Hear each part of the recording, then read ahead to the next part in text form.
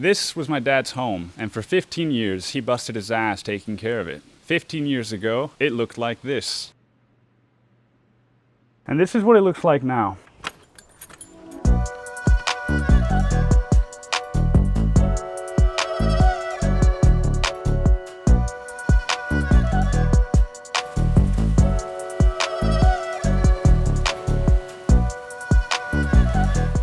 You see, recently, after a really long battle with cancer, my dad unfortunately passed away. But before he did, I promised him that so long as this place belongs to our family, I'm gonna do whatever I can to take care of it. So now, it's my turn to bust my ass. Over the last 3 months, I've been living here alone. Now you might be wondering, where is here? You may have heard of Cancun, Playa del Carmen, Tulum. This is what those places used to be. This is Puerto Morelos, the last of the Mohicans. We have a crocodile zoo, an ocean, a mangrove, and a leaning lighthouse. Oh, and we also have this.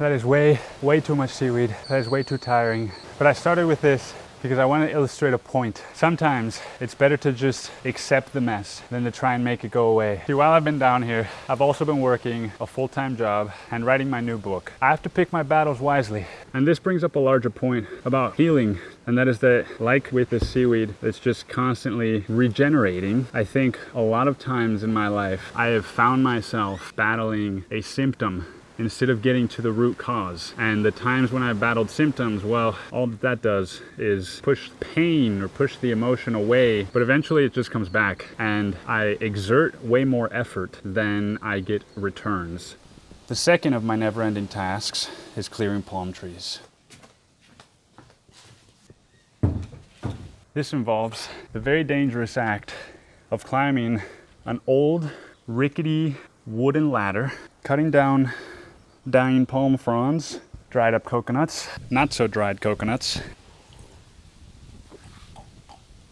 and then chopping it all up and tossing it in the fire pit. Whew!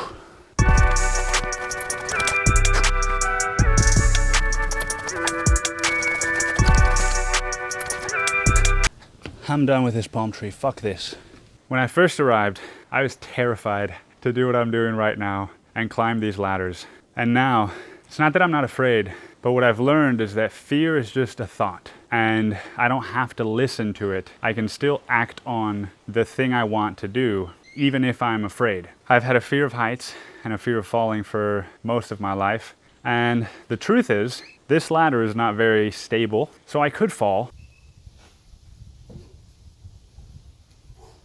And I could seriously injure myself. That is a fear. And while I am still afraid to be doing what I'm doing now, being afraid doesn't stop me from doing that. I still get to choose whether or not I go through with the thing I'm afraid of doing. And in my experience, repeated exposure to the thing that I tell myself I'm afraid of is what will greatly reduce that fear in the first place.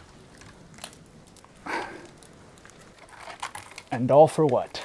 So that this fucking thing won't fall 20 feet and land on my skull. Ugh. So one fear cancels out the other, I guess.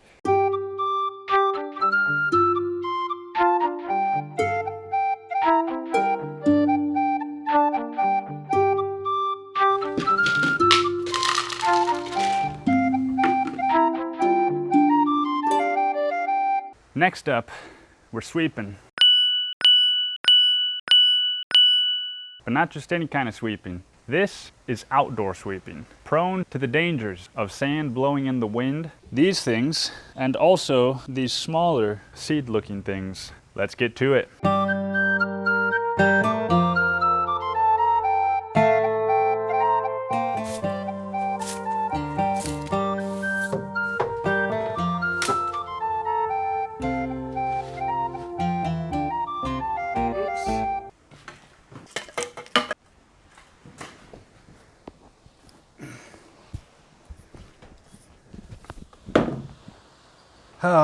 I genuinely thought that would work.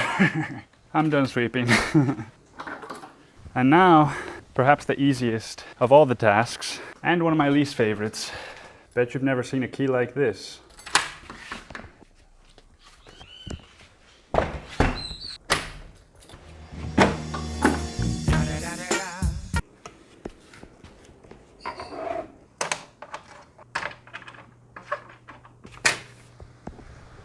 Time to clean some windows.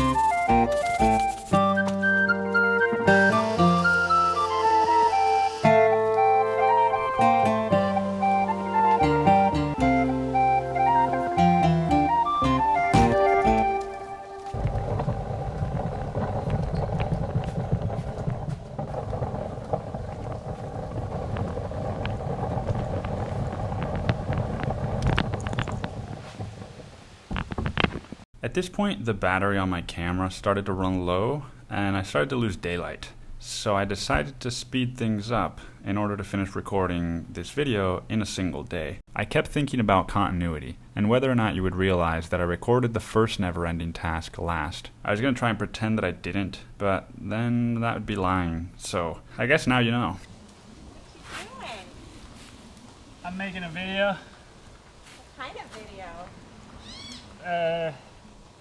OnlyFans?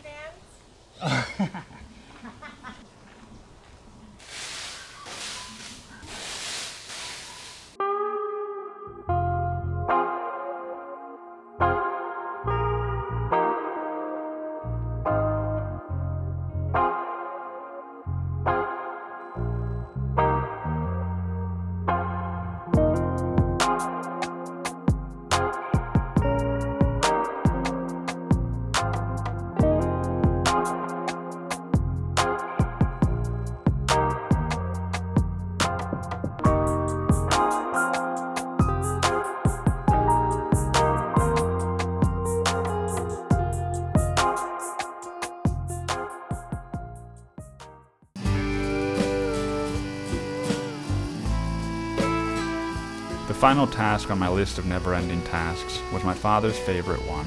He used to water the plants and the paths just like this. In fact, here's a video of him doing it.